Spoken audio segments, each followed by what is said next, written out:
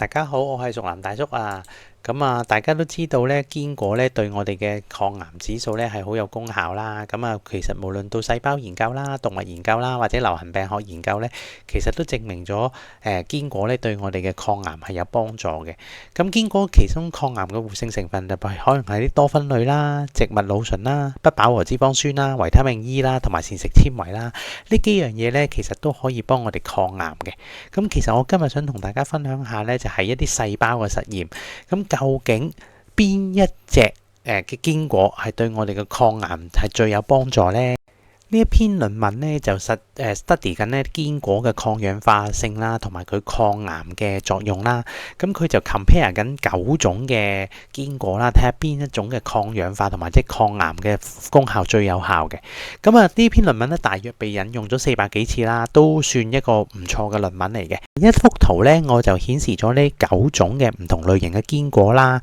咁佢哋提出嚟嘅植物裏邊嘅攝取物啦，抗氧化活性啦，Y 軸咧就係總嘅抗氧化活性啦，佢以一個維他命 C 做單位嘅，因為維他命 C 咧係我哋即係已知嘅一種咧高嘅抗氧化力啦，數值越高咧就代表嗰個抗氧化值越高啦。X 軸咧就係唔同嘅堅果啦，你會發覺咧喺提取嚟裏邊咧，其實主要係合桃啦同埋山合桃，即係 pecan 啦，其實佢個抗氧化值咧係最高。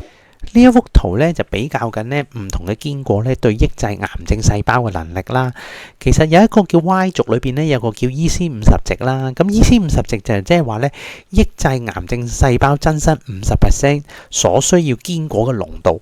即係點解咧？即係如果嗰個 EC50 值越低咧，就即係代表佢抗癌嘅能力係越強。